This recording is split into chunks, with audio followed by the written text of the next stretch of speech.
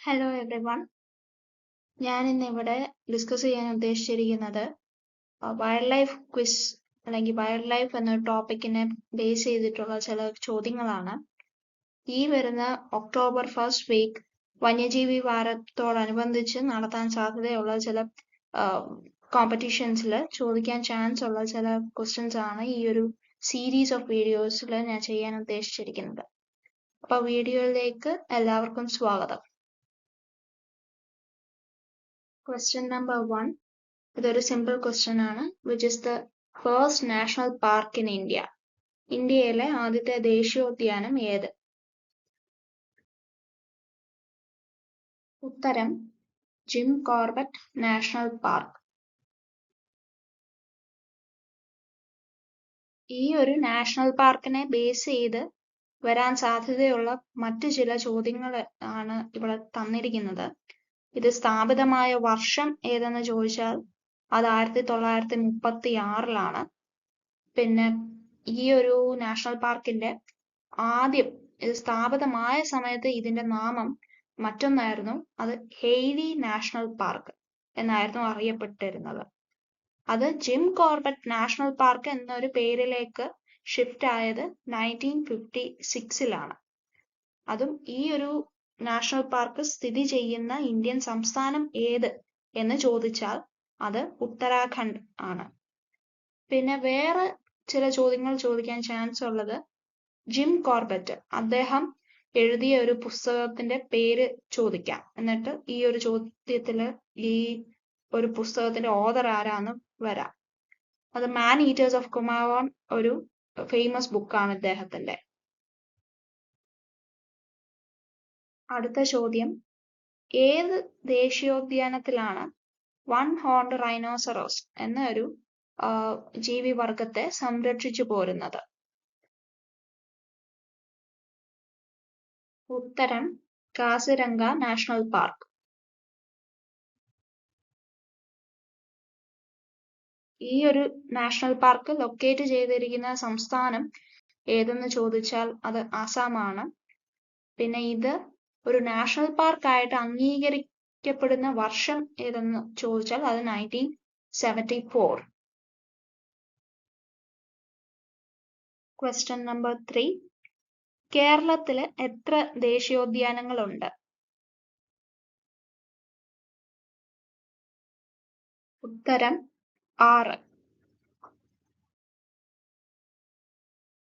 ഈ 6 ഏതൊക്കെയാണെന്ന് ചോദിച്ചാൽ ഒന്ന് Eravikulam National Park Idukki, Silent Valley National Park Palakkad, Pampadum Shola National Park Idukki, Mathikettan Shola National Park Idukki, Anamudi Shola National Park Idukki, Periyar National Park Idukki. മറ്റൊരു ചോദ്യം റിപ്പീറ്റഡ് ആയിട്ട് കാണപ്പെടുന്നത് ഇതാണ്: കേരളത്തിലുള്ള ദേശീയോദ്യാനങ്ങളിൽ ഇടുക്കി ജില്ലയിൽ സ്ഥിതി ചെയ്യാത്ത ദേശീയോദ്യാനം ഏത്? അത് ഈ ലിസ്റ്റിൽ നിന്ന് നമുക്ക് കാണാൻ സാധിക്കും. അത് സൈലന്റ് വാലി നാഷണൽ പാർക്കാണ്. അത് ഏത് ജില്ലയിൽ സ്ഥിതി ചെയ്യുന്നു എന്നുള്ളതും ഒരു സ്ഥിരം വരുന്ന ചോദ്യമാണ്. പാലക്കാട് ജില്ലയിലാണ് സൈലന്റ് വാലി നാഷണൽ പാർക്ക് സ്ഥിതി ചെയ്യുന്നത്.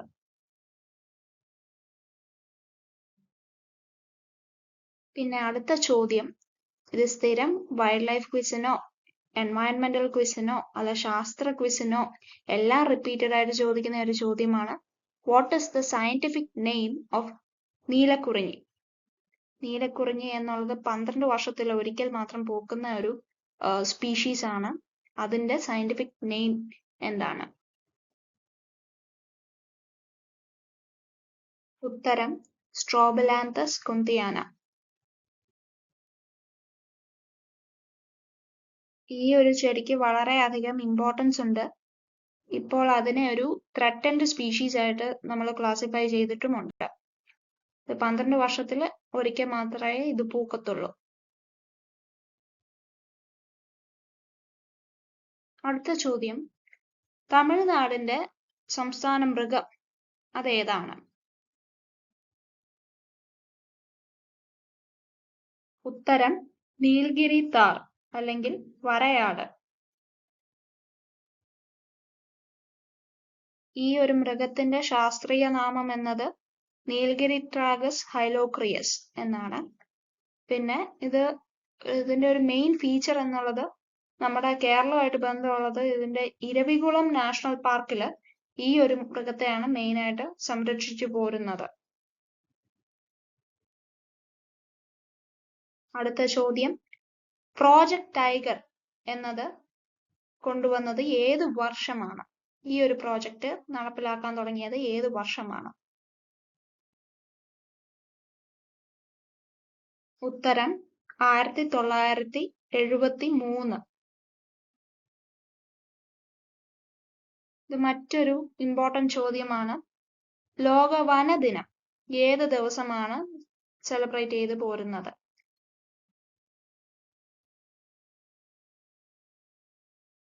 ഉത്തരം മാർച്ച് 21. ഈ ഒരു ഡേറ്റ് ഓർക്കാൻ അത്ര പ്രയാസമില്ല, കാരണം ഇതിന്റെ തൊട്ട് അടുത്ത ദിവസം മാർച്ച് 22 എന്നുള്ളത് ലോക ജലദിനം കൂടിയാണ്. അപ്പോൾ ഈ 2 ദിനങ്ങൾ ഒരുമിച്ച് ഓർത്തു വെക്കാൻ എളുപ്പമാണ്. മാർച്ച് 21 എന്നുള്ളത് ലോക വനദിനം, അതേസമയം മാർച്ച് 22 എന്നുള്ളത് ലോക ജലദിനം. Question number 8. ഒഫീഡിയോഫോബിയ എന്നുള്ള ഒരു പദം കൊണ്ട് എന്താണ് ഉദ്ദേശിക്കുന്നത്?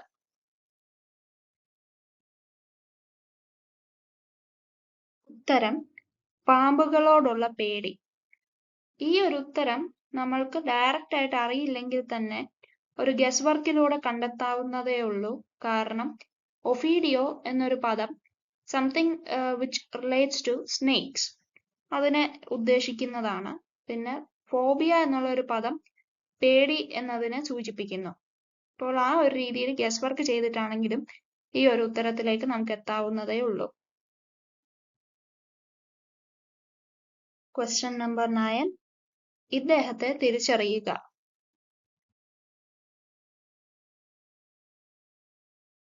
കല്ലേൻ പൊക്കുടൻ ആണ് ഉത്തരം. ഇദ്ദേഹം കേരളത്തിലെ കണ്ടൽ കാടുകളുടെ സംരക്ഷണത്തിന് വേണ്ടി പ്രവർത്തിച്ചിരുന്നു. ഇത് ഈ ഒരു വീഡിയോയിലെ അവസാനത്തെ ചോദ്യമാണ്. ഫോറസ്റ്റ് ഡെവലപ്മെന്റ് കോർപ്പറേഷന്റെ ആസ്ഥാനം ഏത് ജില്ലയിൽ സ്ഥിതി ചെയ്യുന്നു? ഉത്തരം കോട്ടയം.